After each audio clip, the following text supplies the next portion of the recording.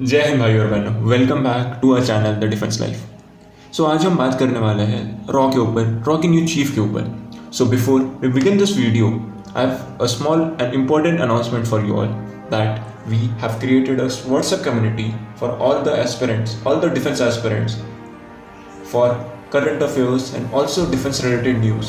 So if you are interested, so please do join our group. The link is in the description.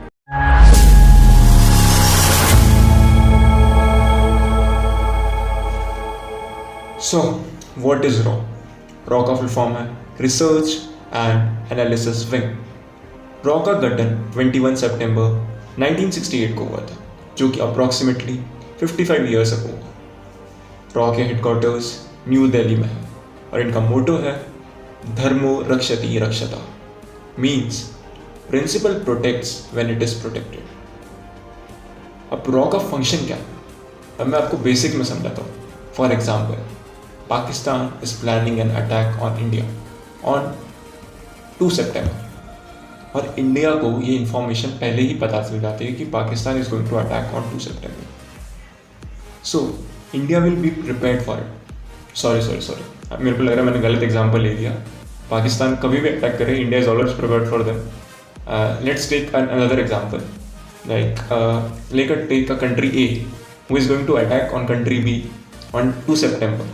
So country B को अगर पहले से ही पता चल गया कि एक कंट्री उसके ऊपर अटैक करने वाला है, so country B will be more prepared towards it और उसको न्यूट्रलाइज करने में उनको बहुत मदद होगी। So intelligence plays a very important role in this war and every situation. So raw का गठन इसीलिए हुआ था कि इंडिया को फॉरेन इंटेलिजेंस मिलती है। आपको मैं रॉ का एक ग्लिम्पसेस देने के लिए अपने NSA national security adviser and ex रॉ एजेंट अजीत डोवाल साहब का एक वीडियो प्ले करना चाहूँगा, जिससे आपको थोड़े ग्लिम्पसेस मिल जाए रॉ के ऊपर। Sir, I heard that you were in Pakistan for 5 years. 7 years. 7 years, wow. Yeah, I lived. Sir, any such incident of Dharm Sankat, like you had to make some decision, either this or that. मैं आपको एक छोटी सी घटना सुनाता हूँ, ये इसलिए क्योंकि किसी ने अखबार में छापी थी कुछ साल पहले। ऐसा हुआ कि वहां पर एक लाहौर के अंदर में एक बड़ी भारी वो है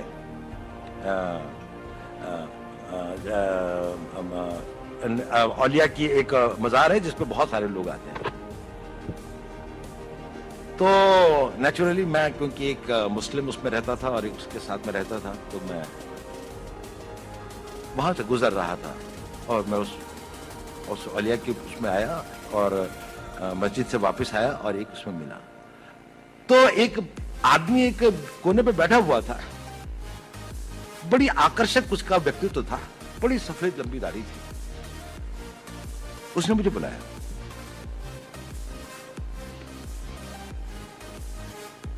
उसने कहा तुम हिंदू हो?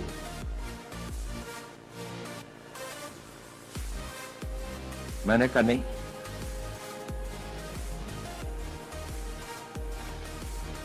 कहता मेरे साथ आओ।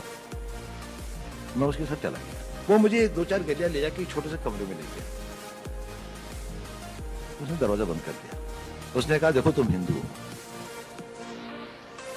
मैंने कहा आप क्यों कहते हैं ये? कहने उसने कहा देखिए आपके कान छिदे हुए हैं। अब पता नहीं बचपन में हमारे यहाँ एक प्रथा है, मैं जहां का रहने वाला हूं, कि कानों को छेदने के एक कण वेदन का एक वो होता है, एक वो है। अब शायद कम हो गई है, लड़कों की नहीं अब लड़कियों की होती है, लेकिन मेरे टाइम पे लड़कों की भी होती थी। तो मैंने कहा हाँ ये तो है कि मैं जब पैदा हुआ था तो था। मैंने कहा मैं बाद में कन्वर्ट हुआ। उसने कहा तुम बाद में भी कन्वर्ट नहीं किया। खैर उसने कहा कि इसकी प्लास्टिक सर्जरी करवा लो, इस तरह से घूमना ठीक नहीं है। मैंने कहा अच्छा। खैर वो मैंने करवा ली या नहीं करा, इसके बाद में भी है दिखाई देते हैं, कम दिखाई देते हैं पर दिखाई देते हैं। लेकिन मैंने कहा ये बताइए इतनी सूक्ष्म दृष्टि और इतना नहीं, मैंने नहीं कहा, उसने कहा। उसने कहा देखो पता है मैंने ये ऐसा क्यों कहा? मैंने कहा क्यों? उसने कहा क्योंकि मैं भी हिंदू।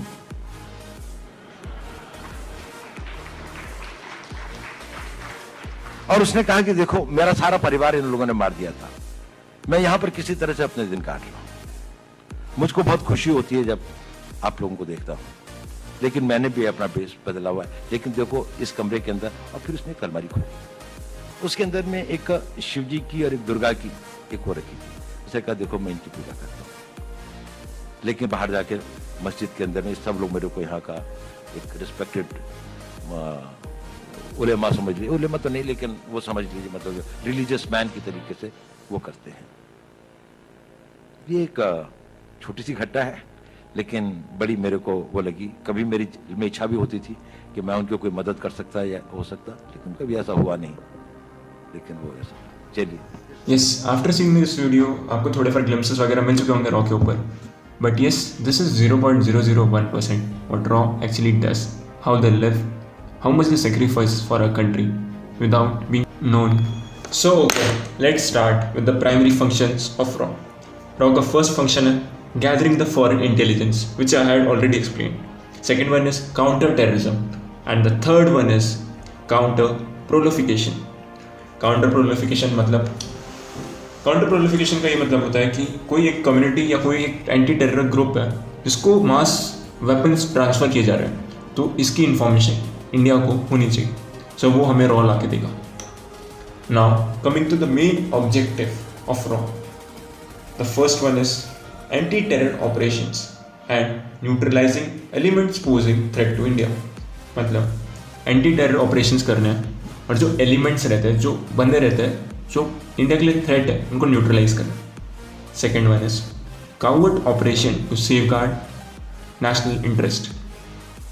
कावर्ट का मतलब होता है खुफिया ऑपरेशन, जो कि इंडिया के नेशनल इंटरेस्ट के लिए करना ज़रूरी है। Third one is molding the international public opinion and influence the foreign government। अभी इसके बारे में मैं ज़्यादा बोलना नहीं चाहूँगा, but yes. So now seeing it from current affairs perspective, Samnath Kumar Goyal साहब, जो कि 2019 के अंदर रॉ के चीफ बने थे और इनका टेन्योर था 2 साल का, जो कि एक्सटेंड करके 4 साल कर दिया गया, और इनकी रिटायरमेंट 30 जून 2023 को होने वाली। इनके जिस 4 साल के टेन्योर के अंदर इन्होंने बहुत सारे सक्सेसफुल ऑपरेशन किए। इनमें से एक है बालाकोट एयर स्ट्राइक, जो कि पाकिस्तान पे की गई थी 2019 के अंदर। नाउ न्यू रॉ chief is going to become Ravi Sinha sir. He is an IPS officer who has service of 59 years from 1988 बैच। इनके सर्विस के दौरान ये छत्तीसगढ़ कैडर में थे, और कोई भी रॉ चीफ बनने के लिए he has great experience, vast experience, and he has worked in different places like Jammu Kashmir and many, and he has great experience of modern intelligence. So at last, I'd like to end this video by asking you a very important and very simple question, that who is the first raw chief of India? I'll give you options: Ajit Doval sir, Rameshwar Nath sir, Samanth Goyal sir, and Arvind Kumar sir. If you know the answer, please give in the comment section, और आपको answer भी comment section में मिल जाएगा। So yes, before I end this video I would like to say something to you all.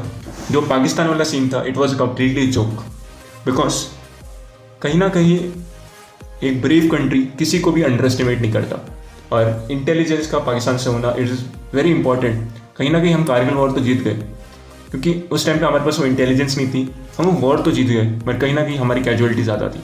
अगर वो information हमारे पास पहले से होती तो कहीं ना कहीं हमारी कैजुअलिटी बहुत कम होती।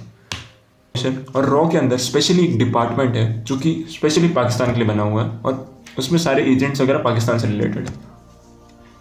सो okay, by saying this I would like to end this video.